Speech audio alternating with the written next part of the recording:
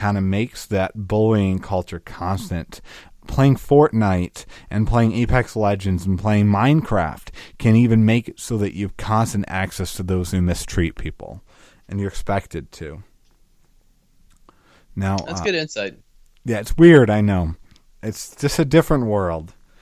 It is. So how do we help teens or kids see how their identity can so quickly get wrapped up in Fortnite skins or in wins in Apex Legends and help them fight against that? I think you want to ask good questions. Like with so many things, you want to ask, how much emotional and mental energy do you have wrapped up in this? Are you daydreaming about this? What happens when you don't get the thing you're after, the new skin? Or I don't really know anything about Apex Legends. You'll have to inform me in that whole new reality. But asking that kind of thing, and then say, okay, do you get angry when this happens? Do you get whatever? Are you depressed? Okay, should this dynamic of the game, should that have this level of place in your life? And just helping them to kind of step back and assess. And then I think you just want to daily, you're trying to point them to Christ, show them that Christ is better, that God gives himself freely, portray, his beauty. That's just a bigger picture project than just those moments. But you talked about this earlier, but setting limits. And I realized that setting the limits, like the physical limits, does not fix the heart issue. Yeah. But it's kind of like with pornography. Pornography is a heart issue, but you also need to cut the connection to access it. That's part of it. And so it can help with some of these things, just trying to detox the person a little bit. And even if you just say, listen, you're just not going to be able to play this. I mean, if it's just like dominating their life. But I think it goes back to asking those really heart-searching questions. You're ministering directly to people like that and their parents. What do you think? Well, it's funny. Not only am I ministering to those cases, but out of curiosity, my brother convinced me to download the game Apex Legends, which is similar to Fortnite. It's a little more adult, but not completely. And he plays it a lot as an adult.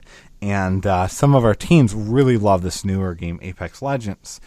And I remember I played it for probably 45 minutes, an hour combined between a couple times with my brother.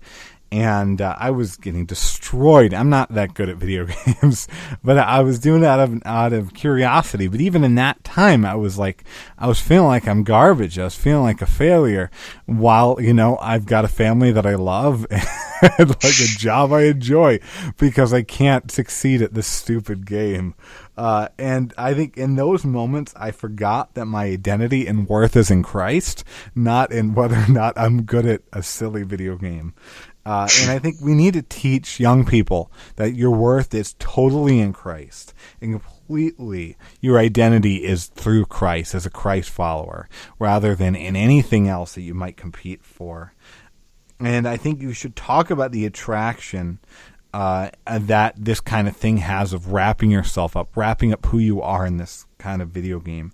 And I think you should familiarize yourself with the issues. So I think a parent that's kid plays Fortnite and plays Apex Legends should at least one time just sit down and learn what this is about, learn what the culture is about, so that they can help them with this.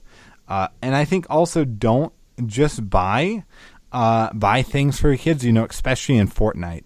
I mean, tons of money is spent by parents on these skins. Don't just buy them for your young person, but talk about why the skins aren't that important and why they want them. And maybe if it's an idol for them, don't buy them those kinds of things and let them feel like that they're insignificant compared to an insignificant source of measurement. And I think maybe just sometimes let them have the base stuff if it prevents them from having that kind of idol. I think frank conversations also over wasted time to get sense of success to, it takes time more and more to be able to be good at these kinds of things. And I think we need to talk frankly with young people about how we're wasting and throwing away these times for something that is so fleeting. Mm-hmm. Lastly, how can some families bond through using the tool of video games? I think that's a good question to ask because there can be usefulness. You talked about sitting down and just finding out about the game. What is it that you like about this? But playing together. I mean, you talked about your dad playing with you. It can be a way for families to spend time together, and then you're getting into their world. Rather than having everyone in their own room on their own device, streaming, watching this kind of thing, but you're actually interacting.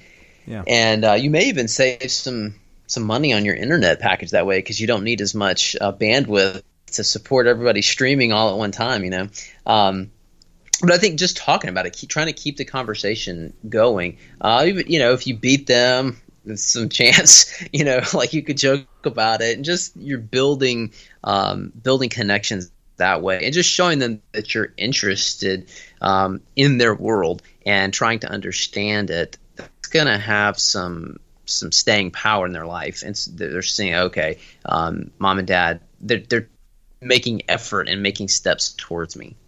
Yeah, that's a good word to say. So I think you really hit the nail on the head with that.